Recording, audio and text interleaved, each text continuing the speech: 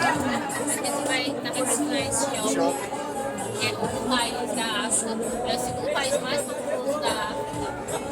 A capital deles é Addis Abeba, e eles ainda estão em 2018. E 11 de setembro agora de 2025 foi o ano novo deles de 2018. Porque eles contam a data do nascimento e morte de Jesus diferente da igreja católica. Então, para eles, foi um pouco mais atrasado. Eles estão em 2018. É um país formado por várias tribos, né? E tem várias curiosidades. É um país muito rico, né? Diversidade. A geografia do país é bem difícil acesso. Eles nunca foram colonizados, porque eles têm uma resistência muito forte. Então, eles nunca permitiram que nenhum outro país estrangeiro colonizasse o país. E aí também, eles têm igrejas que são feitas na caverna. A questão da pintura também, eles focam nas pinturas, das igrejas. Lá também tem muitos achados arqueológicos, com esses oros aqui, que é do ano negro, chamado de Luz, que já tem mais de 3.000 anos. E aí, eles continuam achando ossos de pessoas, séculos assim. E além disso, por conta das placas tectônicas que eles têm lá no país, acabam que fazendo as paisagens bem exóticas. Como essas aqui, essas diversas rochosas aqui, alguns lagos são tóxicos, outros têm a região só de vulcões ativos no país. Também tem deserto, tem lago, mas o clima lá é um pouco mais árido, então assim, é um pouco mais seco. E também tem os rios. E lá tem um vale do Congo, que é o principal rio de lá, e ele vai explicar que é o que tem as tribos do país. Dentro do país, da Etiópia, tem 80 tribos. Nessas tribos, tem 3 que são as maiores, que são a Amhara, a Tigray e a Oromo. Elas são bem diversificadas, são grupos étnicos. E uma que diferencia é a carne, pelas pinturas. E nós estamos assim, figurando as pinturas. Pintura porque a Caro é a única que é diferenciada pelas pinturas de 80 tribos. Ela é a única que é diferenciada por causa das pinturas. E aqui tem uma ilustração da tribo Caro. Aí mais na frente ela vai explicar um pouco mais sobre o café. Ela vai explicar um pouco mais como é que eles fazem. Café foi descoberto lá. Embaixo de ovelhas, viu que suas ovelhas estavam comendo de um fruto de uma árvore, porque elas estavam muito agitadas. Então ele decidiu também provar e aí descobriu o café. E aí começou a ser uma coisa cultural lá no país. E as pessoas se reúnem, colocam o tapetezinho no chão, juntam a família e levam o café. Eles tomam o café, faz todo o preparo. Tomam o café, moem e preparam o café junto com a família. Então eles fazem esse ritual da cerimônia do café. Então, fazem o café e comem com esse café aqui. Eu vou de tefe. Tefe é uma semente que parece um trigo, mas só existe lá. Ela parece uma panquequinha e coloca vários tipos de recheio. Doces e apimentados também. Lá também tem muitos prédios assim que foram feitos pelos negros.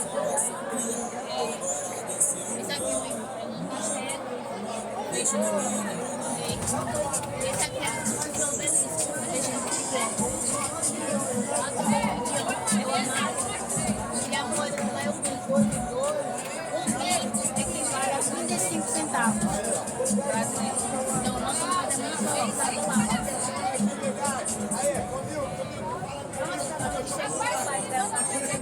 Porém, tem a música lá em Freire, tem a Sorão e a Pá, tem a cristã.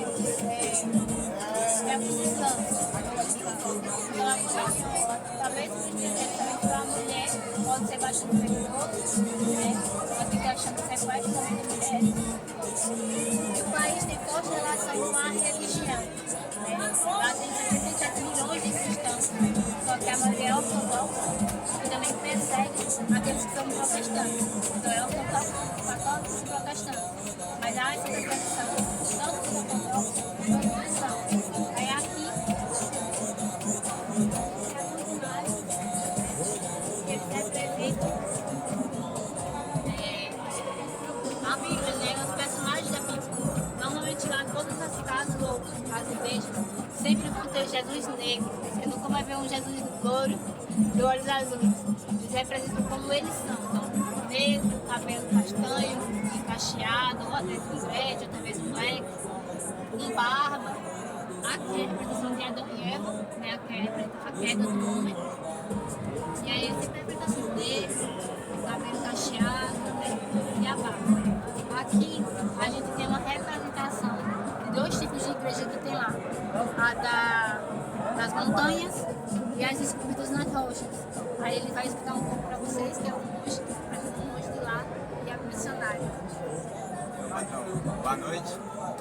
Eu me chamo Williams, estou representando hoje aqui caracterizado monge, e eu vou falar a respeito de como surgiu, né, o cristianismo na Etiópia. A Bíblia tem relação ao país da Etiópia. Então, tanto o Velho como o Novo Testamento tem relatos, né, do cristianismo dentro da Etiópia. E ele começou através da vida de Salomão, quando o rei de Sabá, né, foi até lá o templo conhecer Salomão, e eles tiveram um relacionamento. Nesse relacionamento veio um fruto, que veio um filho. Não se dá o nome do filho, mas segue a sequência da linhagem da vida de Salomão. E através também de Atos 8:20, fala também, 8:26, perdão, fala também através da vida de Filipe, né, quando ele proclama o evangelho, a vida de um eunuco. Então, esse evangelho é pregado pelo eunuco. O eunuco, ele é ganho através das palavras de Filipe, né, através do cristianismo.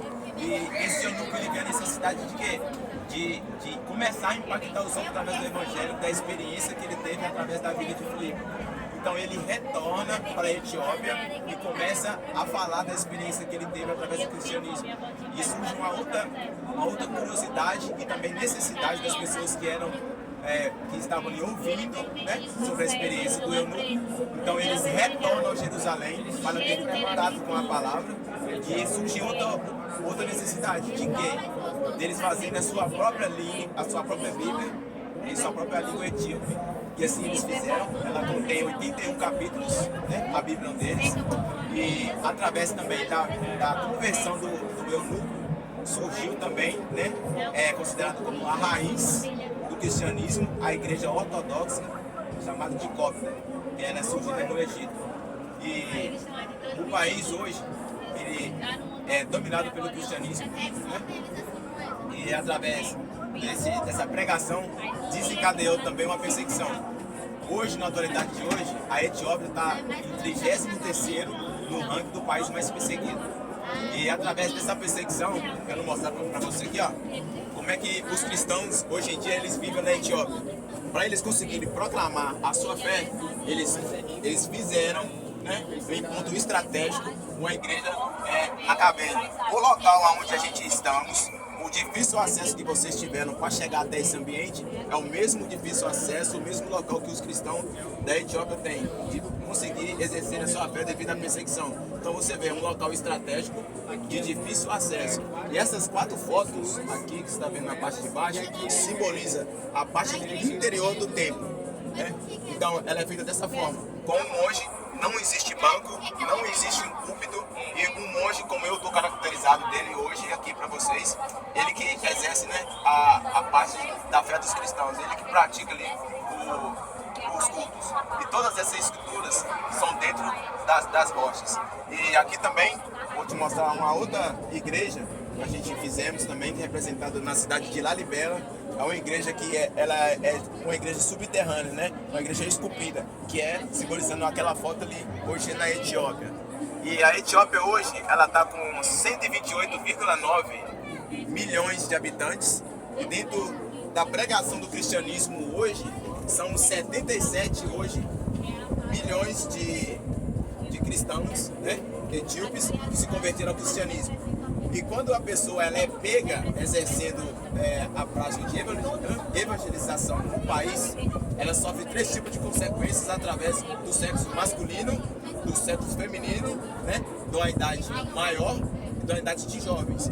A parte masculina ela é sofrida através do corpo físico, ou seja, mutilações, e também através de... como é que fala? Através de...